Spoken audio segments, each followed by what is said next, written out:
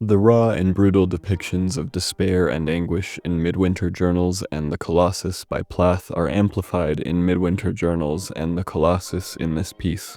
The landscape of the piece is bleak and hostile, with the sea's relentless waves beating against the coast. The relentless sea becomes an echo of the waves beating against the coast. The relentless sea beating against the coast. The sea becomes a symbol of the poet's relentless sea beating against the waves. The relentless sea beating against the coast. It's a picture of the poet's relentless sea beatings. It's a picture of the poet's relentless sea beatings. The relentless sea beatings. It's a picture of the poet's relentless sea beatings. The sea becomes a symbol of the poet's relentless sea battering. It's an example of the poet's relentless sea battering. The sea becomes a symbol of the poet's sea battering, the author's relentless sea battering, etc. So, that was an AI analysis of Sylvia Plath's poem Suicide Off Egg Rock on the website allpoetry.com. As you could probably tell, that was an older, more experimental version of AI, the kind we looked at back in the first AI poetry video on this channel. To All Poetry's credit, they did eventually clean up this AI analysis. Here's how it reads now. The raw and brutal depictions of despair and anguish in Midwinter Journals and The Colossus by Plath are amplified in Midwinter Journals and The Colossus in this piece. The landscape of the piece is bleak and hostile, with the sea's relentless waves beating against the coast. Wait, that's it? I'm sorry, but look at the length of the poem compared to the length of the analysis here. Of all the things there are to say about this piece, the only slightly substantive thing the AI could muster was that the landscape is bleak and hostile. That's seriously it? And let's look back at that first sentence for a second. The raw and brutal depictions of despair and anguish in Midwinter Journals and The Colossus by Plath are amplified in Midwinter Journals and The Colossus in this piece. So, setting aside the fact that this sentence definitely lost itself halfway through, what exactly are the Midwinter Journals? The Colossus is a real poem by Sylvia Plath and the title to one of her collections, but when I Google Midwinter Journals in quotes, the first result of 2 is this page on All Poetry. And when I turn off personalized results, I get an AI overview that incorrectly cites All Poetry in its explanation of what Midwinter Journals is. Ergo, an AI made up Midwinter Journals as a body of work by Sylvia Plath, and then another AI incorrectly cited that AI as a trustworthy source when I googled Midwinter Journals. Can you imagine this happening with a much more important piece of information? Is this not a microcosm of the dead internet theory? And look, I'm not trying to knock All Poetry, I've used them as a resource before, but this is weird. Why even include this here? What is it even adding to this poem or to this page? Although I will give it credit in this regard. When one of my patrons, Mickey, showed me this early AI analysis, I got to wondering, how well could AI really analyze a poem? Now, if it wasn't already obvious, I am pretty biased against AI, but for the purposes of this video, I do want to try to put that bias aside. The question is, can AI analyze a poem better than a person? And I do want to try and be fair in answering that question. So I referred to some other sources, starting with this one. This is a Medium article from Andreas Stoffelbauer about how large language models actually work. This article is not comprehensive, but it really simplified things and made them understandable for an idiot like me. Here, Stoffelbauer breaks down the levels of AI going from AI to machine learning to deep learning to LLMs. While this article isn't specifically about poetry analysis, it explains exactly why an LLM would have a hard time doing something like that.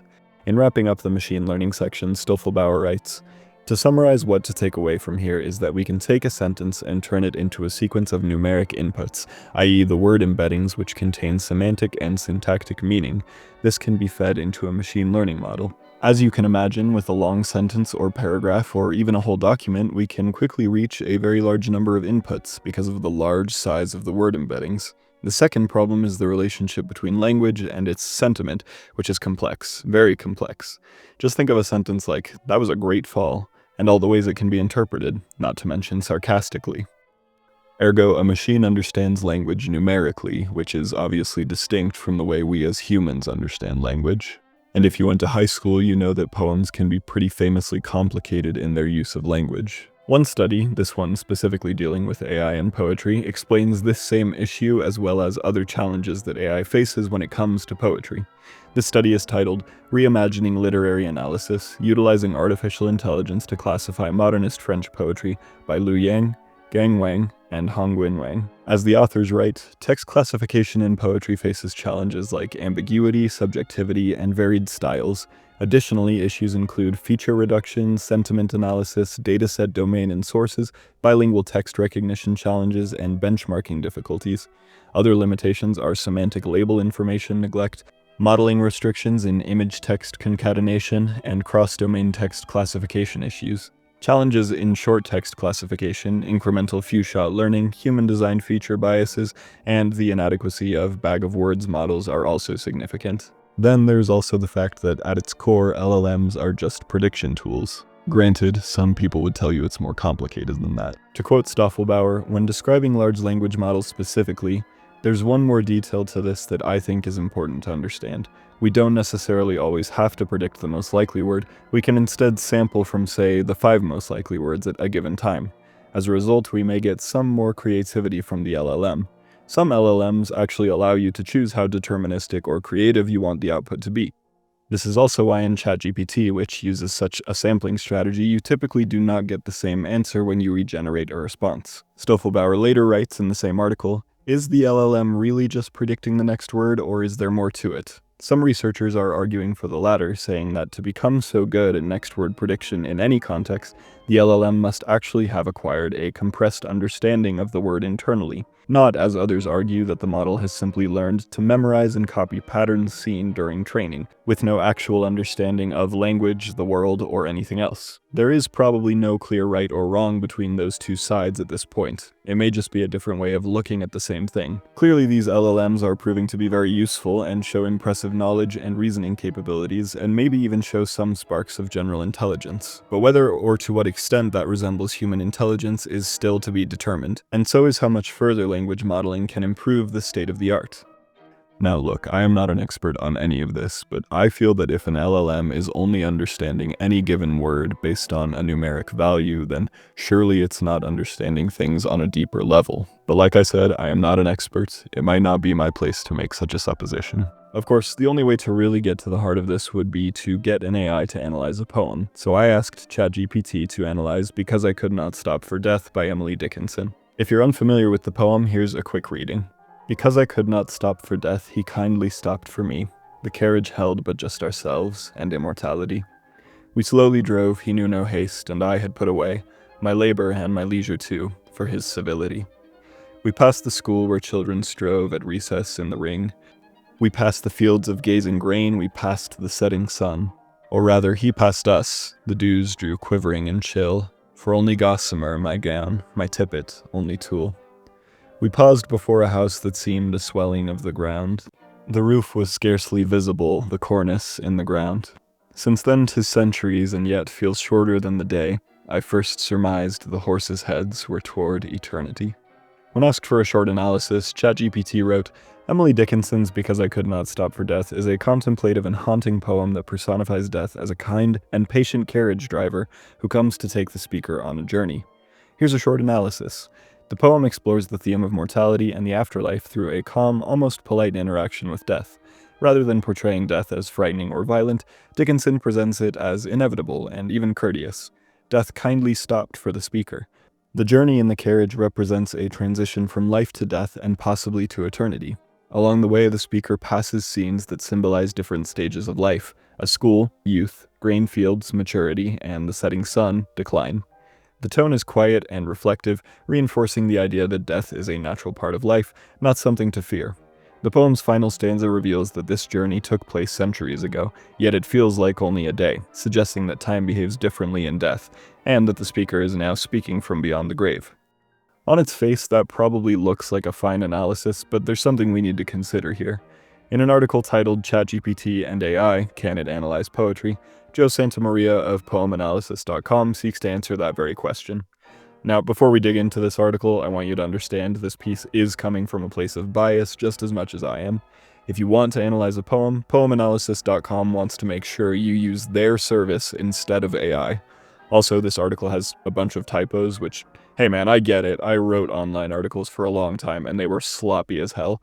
But you would think this quasi-advertisement for poemanalysis.com would be a little more carefully edited. Anyway, with that bias in mind, Santa Maria writes, AI draws upon vast amounts of data and pre-existing material to help it craft responses that feel organic and personalized to the prompt it has been given. Therefore, when it comes to analyzing poetry, the AI will utilize information about the poem and poet already available on the internet as its first port of call.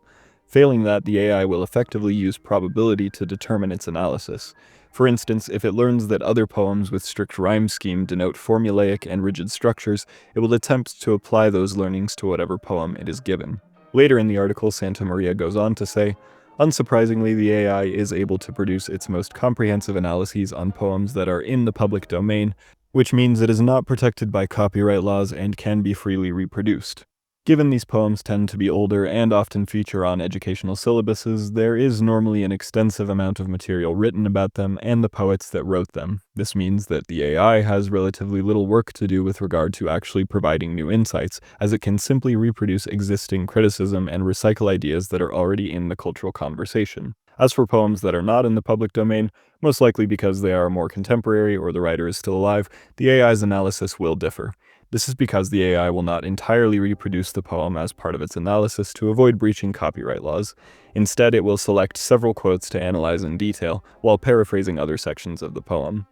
In some ways, this actually makes the analysis better, as the AI is more selective and therefore dissects the small extracts more thoroughly. In many cases, there are numerous pieces of analysis for poems not in the public domain online, including many ad-poem analysis, for the AI to draw upon anyway. Now, Santa Maria is being very generous there by saying AI's analysis might be better when looking at copyrighted works, and we'll talk about that more in just a second, but the point is, Santa Maria is absolutely right when it comes to older, famous, already discussed poems. I asked Chat-GPT for its sources and its analysis of the Dickinson poem, and it listed Norton, the Emily Dickinson Handbook, essays and literary critiques from the likes of Harold Bloom and Helen Vendler, and even resources like SparkNotes. What's crazy is that even when pulling from so many sources about these famous poems, AI analysis will often fall short. For example, Santa Maria had AI analyze Sonnet 18 by William Shakespeare. He criticized this analysis for the same reason I did. It's mostly just paraphrasing.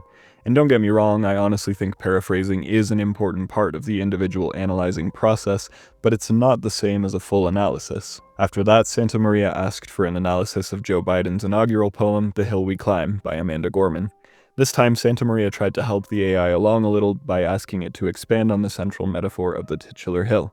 Here is a portion of that expanded analysis. The metaphor of the hill is introduced early in the poem, where Gorman writes, "We've learned that quiet isn't always peace, and the norms and notions of what just isn't always justice." Here, she sets up the idea that there are obstacles that must be overcome in order to achieve peace and justice. Now, that's a great quote that ChatGPT chose to highlight, but it's not actually relevant to the discussion at hand.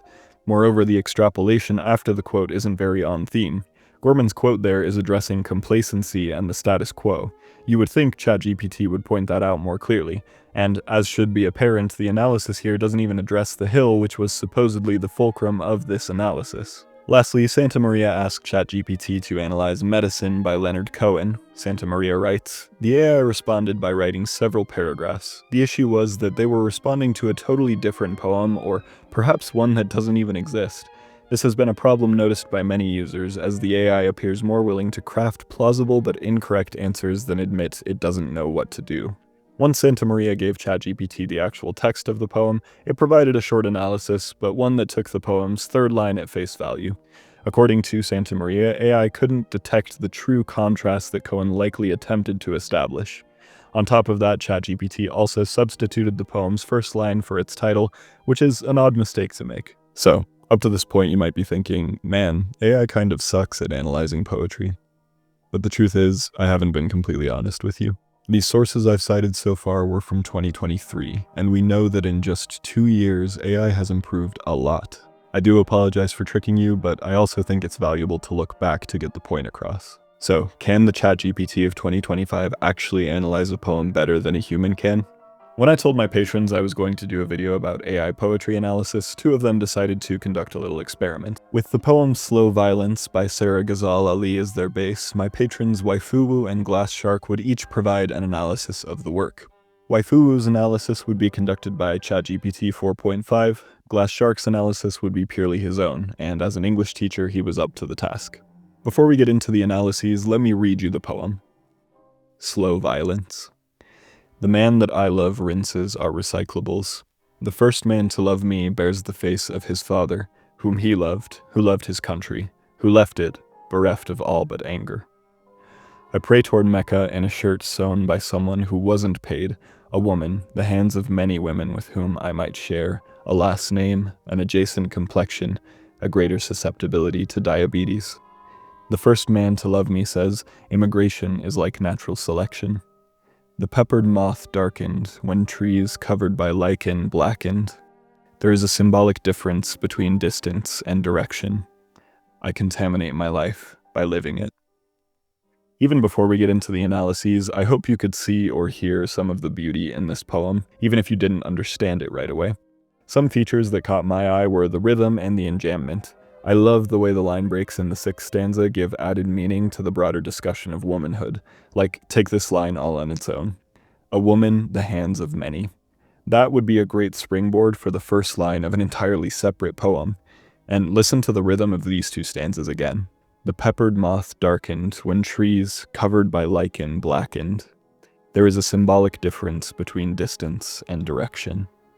So good. But okay, I'll stop holding.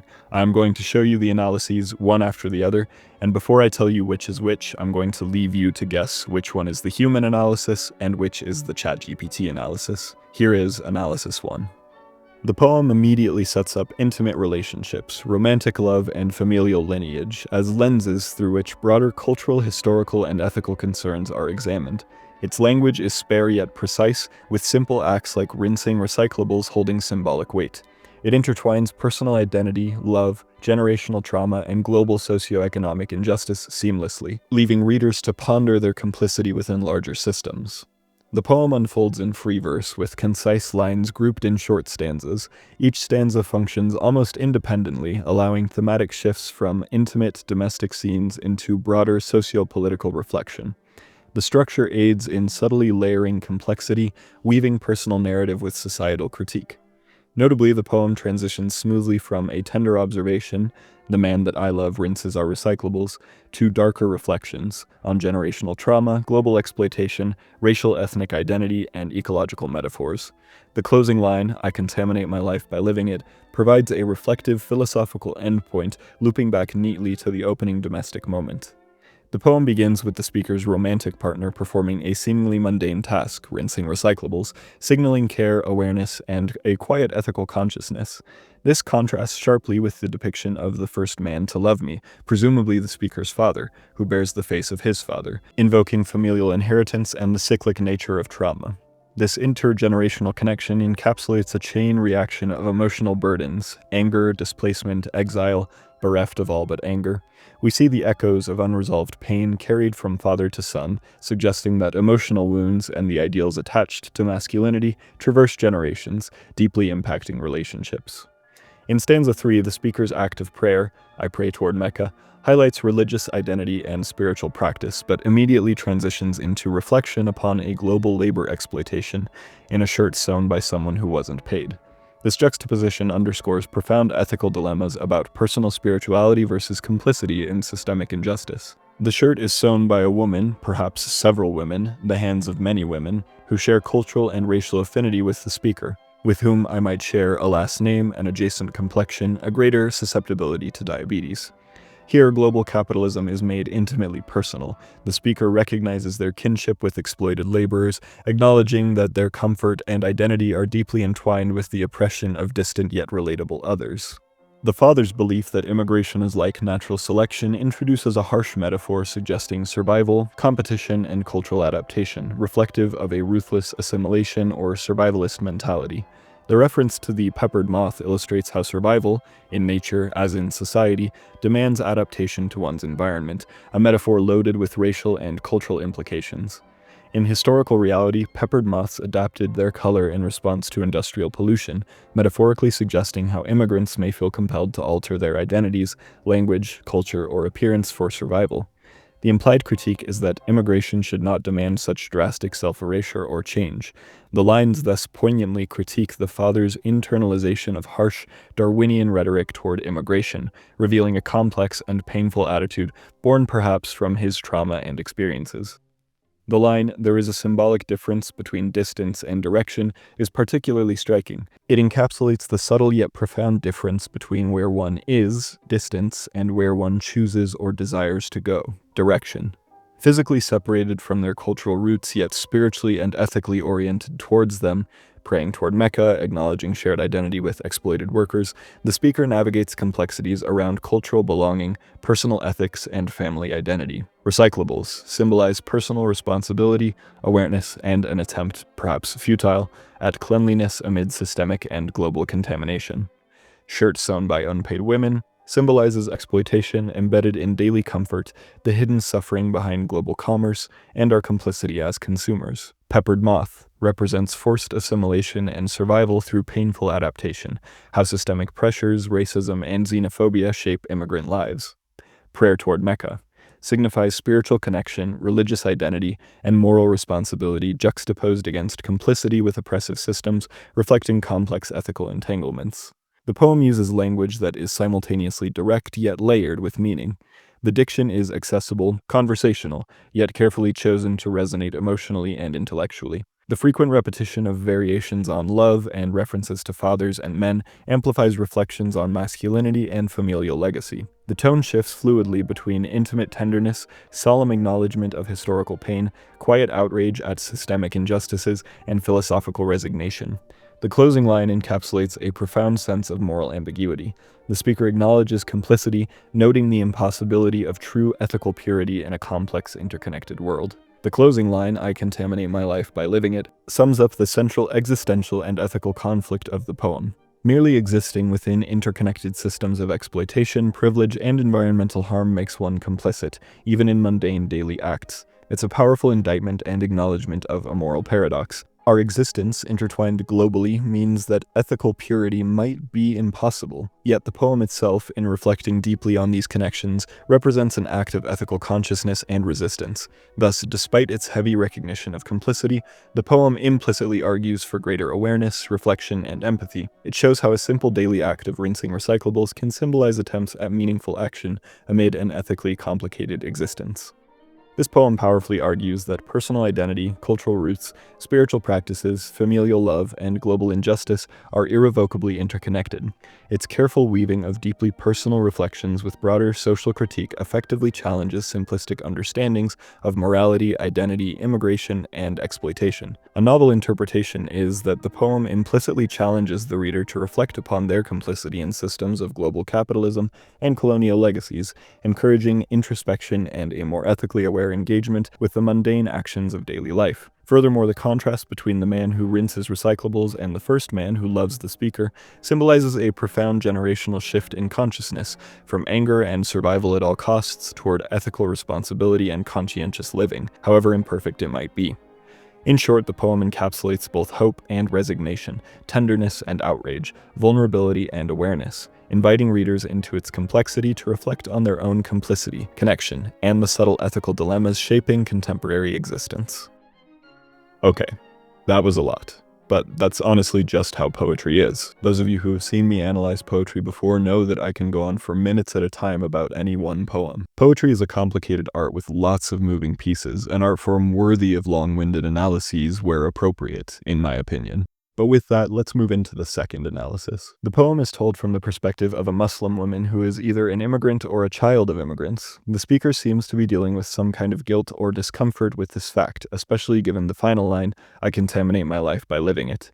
This is also clear in the speaker's comparison of herself to the women she imagines making her shirt, women with whom I might share a last name, an adjacent complexion, a greater susceptibility to diabetes. These comparisons show the speaker's simultaneous kinship with and dissonance from these imagined women, the speaker noting possible biological and broadly cultural similarities to them without presuming to be able to understand their experience any further. She also notes her position of relative privilege over these women. I pray toward Mecca in a shirt sewn by someone who wasn't paid. The speaker furthers her reflection on the nature of being an immigrant with an anecdote from, presumably, her father, comparing immigration to natural selection. The 9th stanza offers a standout bit of imagery describing the evolutionary history of peppered moths, a species that changed color during the Industrial Revolution to continue blending in with trees. This comparison paints immigrants as survivors who adapt to the hardships of their environment in any ways necessary, while also emphasizing the tragic aspect of change that comes with that process. The speaker is fully aware of her identity as a child of immigrants and how this makes her experiences different from others of the culture her family left, though she still feels a connection to this culture. There is a symbolic difference between distance and direction. I think the poem ends with the speaker still reckoning with this sense of simultaneous connection and disconnect, but to truly understand the last line, I have to touch upon another element of the poem. The opening line refers to the man that I love, who is followed shortly after by the first man to love me. These titles immediately beg many questions. What are the relationships of these men to the speaker? Is the love of the second man not reciprocated by the speaker? Why might this be? The poem does not offer any clear answers, but it does lend itself more towards some interpretations than others. My instinctive reading of these two figures were as a romantic partner and as a father, respectively, and I think this assessment holds up to scrutiny. The loved man opens the poem by rinsing our recyclables, an action that invokes visions of domestic chore trading, while the title of the first man to love the speaker clearly suggests a father, and this is backed up by the speaker's memories of this man's past, likely stories passed down to her over her childhood. Why then refer to these men in such obfuscating and question-provoking ways? These forms of address serve to further the author's inner discomfort, possibly a sense of inadequacy, at her status as a child of immigrants. The man she loves, most likely a romantic partner and most likely from the culture in which the speaker grew up and currently lives, is seen rinsing recyclables. This activity is heavy in connotation. The act of recycling, of caring about recycling, suggests some level of comfort and stability, a consistent meeting of fundamental needs which allows the speaker and her partner to care about secondary concerns. This image is immediately juxtaposed with the experiences of the father, who left his country bereft of all but anger. This juxtaposition is even reflected in the format of the poem, with the man I love rinses our recyclables and bereft of all but anger being two of only 3 single-line stanzas amidst the couplets that make up the rest of the poem. The last single-line stanza, of course, is the poem's final line. I contaminate my life by living it, and I think that this decision is very intentional. The two men represented by the previous 2 lines serve ultimately as ways for the speaker to externalize parts of herself, her comfortable present and her desperate, tragic, but resilient family history. In creating these 2 poles, the speaker immediately tears herself apart between them with her self-comparisons to the imagined seamstresses. What can be made then of this final line? What is the speaker's resolution at the end of her reflection? As I said before, I think this is left somewhat ambiguous. The final line seems to clearly suggest the author's disgust with herself, viewing her life as contaminated. It seems that the speaker views her privileged life as paltry and unsubstantial in the wake of her father's suffering, and feels the weight of her guilt at the thought of having avoided a fate which currently ensnares so many others like her. This reading is valid, but I believe that there is reason to see a more defiant conclusion. Returning to the ways in which the speaker addresses the 2 men in the poem, it is striking that the father figure is called the first man to love me. This both parallels and draws into question her name for her supposed partner, whom she loves rather than simply being loved by. While it might be a bit much to conclude that the speaker doesn't love her father, it is perhaps reasonable to assume the poet chose these forms of address to suggest a level of rapport with the speaker, with the partner being higher in her estimation than the father. Read this way, the poem's final line opens itself to recontextualization. Perhaps this line is more of a sardonic jab from the speaker at a disappointed father, emphasizing that the speaker is living her life by enjoying it and reaffirming the life she has for herself. Ultimately, the reader might think back to the image of the peppered moth, changing its colors to survive a changed environment. Is not the speaker, in allowing herself to enjoy life in this new environment, displaying her own ability to adapt and evolve? So, Which one was the AI and which one was the human? Well, you may have already figured it out from the I statements in the second analysis, but the first one was Chat-GPT while the second was the English teacher. Was there anything that surprised you in either analysis? I know I was certainly surprised by a lot of things, but I will say I sort of cheated again. See, ChatGPT divided its analysis into these headings, but I excluded these because I thought it would make it a little too obvious. So if the analysis here felt repetitive, it was because ChatGPT was analyzing each piece in different contexts. Waifu will also ask ChatGPT to analyze the title, and it spat out 3 more pages of analysis. I'm not going to read it, but you can pause as I'm scrolling through if you want. As for Glass Shark's analysis, one thing he included was a section for compliments and critiques, which I think is valuable and something that ChatGPT can't exactly provide since it doesn't have opinions on things the way we do. Again, I'm not going to read this section, but you can pause and read through for yourself if you'd like. As for my opinion on these analyses, I have my likes and dislikes. Glass Shark's analysis was almost perfect in my mind, but there are 2 instances where he conflates the author and the speaker. And yeah, maybe this poem is entirely autobiographical, but we have to be careful about that because we can never really know for certain. We should always assume the speaker is an entirely separate entity from the author. Granted, I will provide that this very well could have been a slip-up on Glass's part because I'm sure he knows not to conflate the author with the speaker.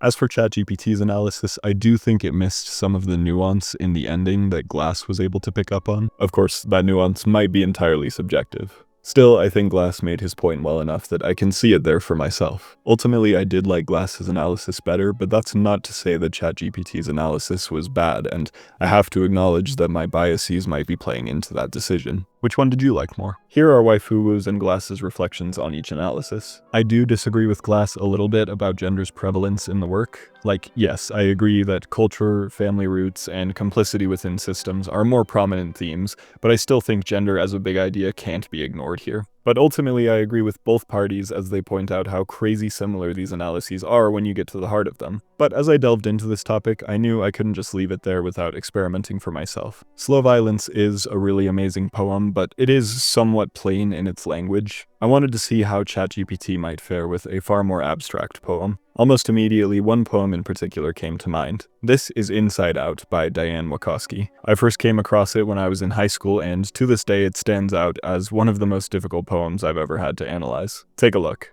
Inside Out. I walk the purple carpet into your eye, carrying the silver butter server, but a truck rumbles by, leaving its black tire prints on my foot. And old images, the sound of banging screen doors on hot afternoons, and a fly buzzing over the Kool-Aid spilled on the sink, flicker as reflections on the metal surface. Come in, you said, inside your paintings, inside the blood factory, inside the old songs that line your hands, inside eyes that change like a snowflake every second, inside spinach leaves holding that one piece of gravel, inside the whiskers of a cat, inside your old hat, and most of all inside your mouth, where you grind the pigments with your teeth, painting with a broken bottle on the floor, and painting with an ostrich feather on the moon that rolls out of my mouth.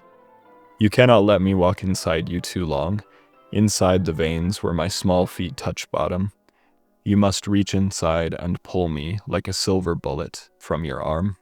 As someone more experienced with poetry now, I can see that this is a poem trying to paint a picture of a complicated relationship between 2 people. If it wasn't clear, this poem's driving force is its symbolism and metaphors.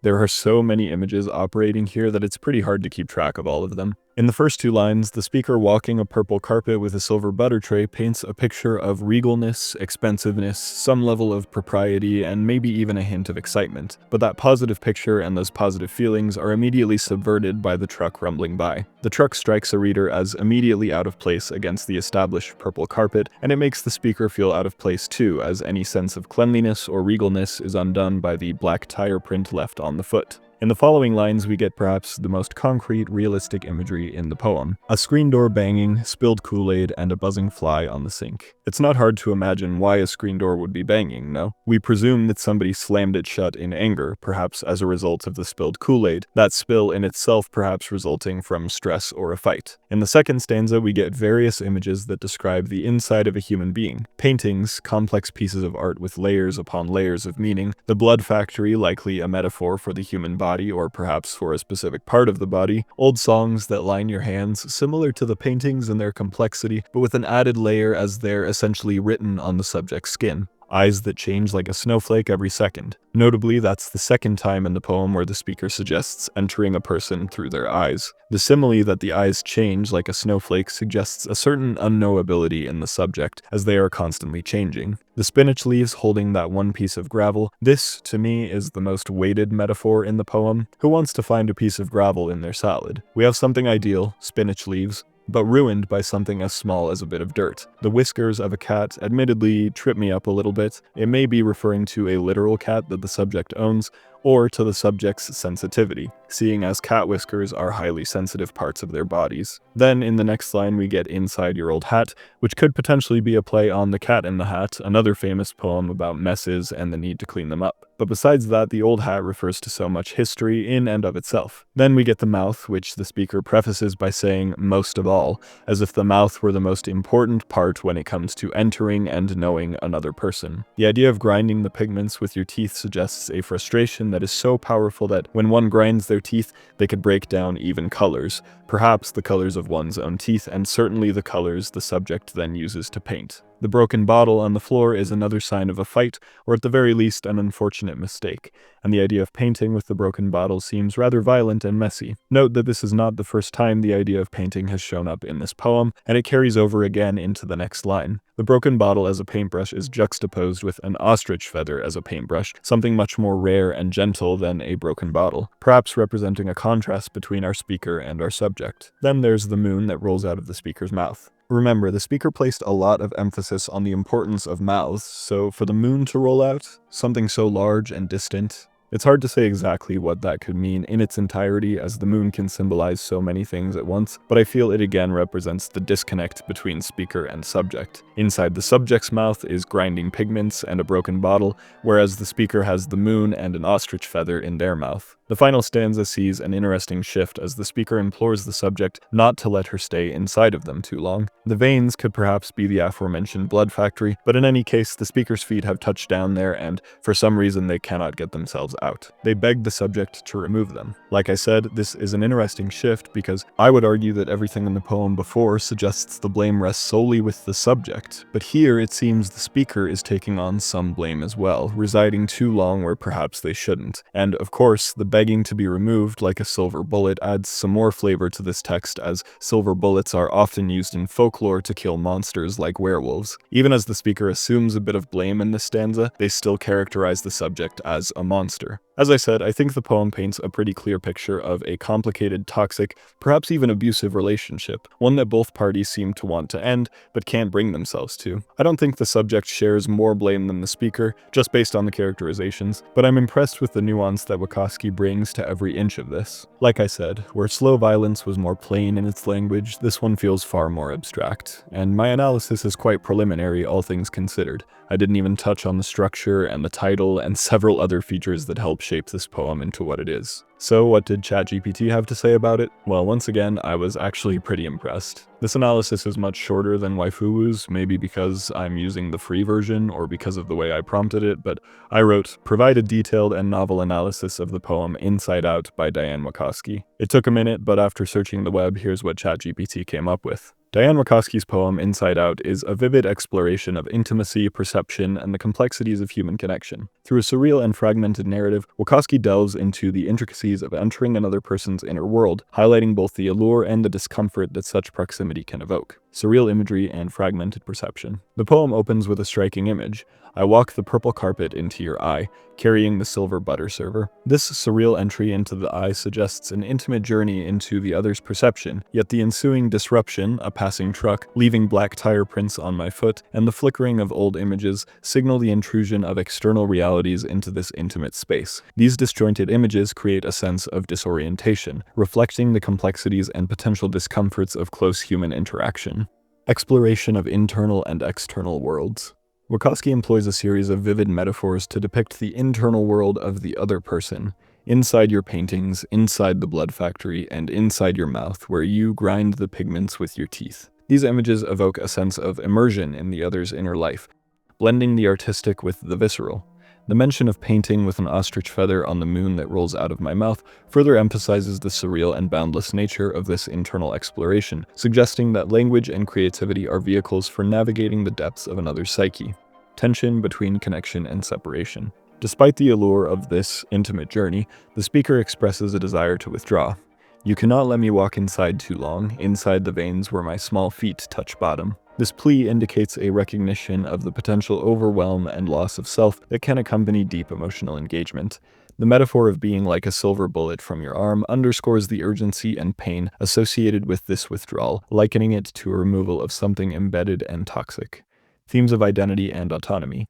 The poem also touches upon themes of identity and autonomy. The speaker's journey into the other's inner world raises questions about the preservation of selfhood in the face of intimacy. The vivid and often jarring imagery suggests that while connection offers insight and understanding, it also poses risks to individual identity and personal boundaries.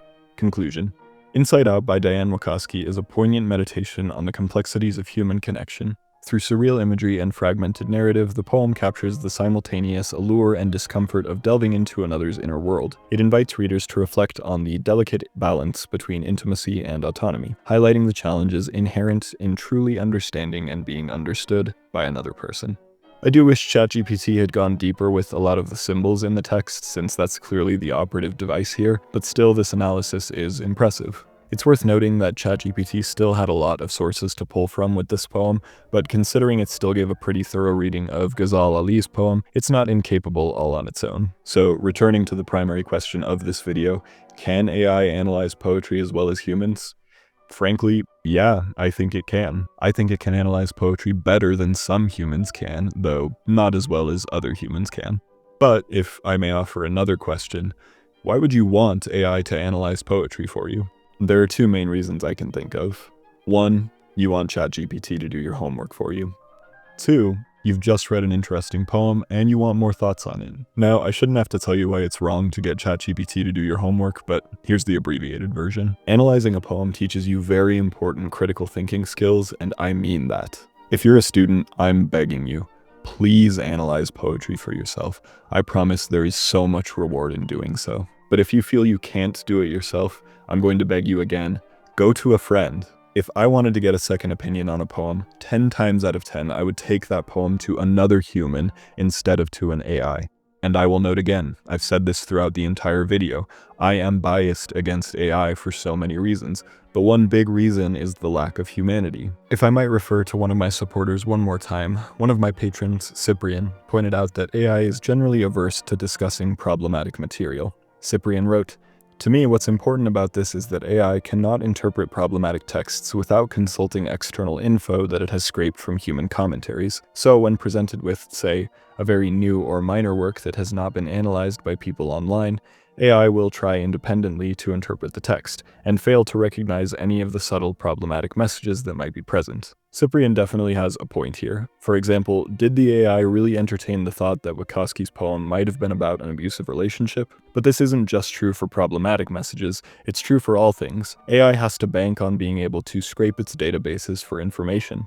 And let's not forget that a lot of that information is copyrighted, stolen material. If AI can competently analyze a poem, never forget, that's only possible because humans have competently analyzed poetry for centuries. Anything AI does that we might deem an achievement is only possible due to human creativity and labor that we've produced for years and years and years. If you consider yourself an AI artist, I hate to break it to you, but you are not an artist. You're a thief. If I commissioned a painting and told the painter what I wanted it to look like and paid the artist for their work, I could not then turn around and say that painting was mine, even if I came up with the idea for it. That's what all you AI artists sound like. No matter how much tweaking you might have done to what AI produced, it is still not your production. I used to hire an editor to help me with my videos back when I was working 2 jobs. I provided him the voiceover, the assets to use, and a text guide for all of it. When he sent me each video, I also sent notes back about what needed to change before I could publish it. But even while doing all that, I would still never call myself the editor of those videos. And when it comes to AI, you guys aren't even providing the assets, and neither are the AI makers themselves. Okay, I've gone off on a tangent. I apologize. AI is getting better and better, and part of my bias does come from a fear that it will replace me. I can admit to that.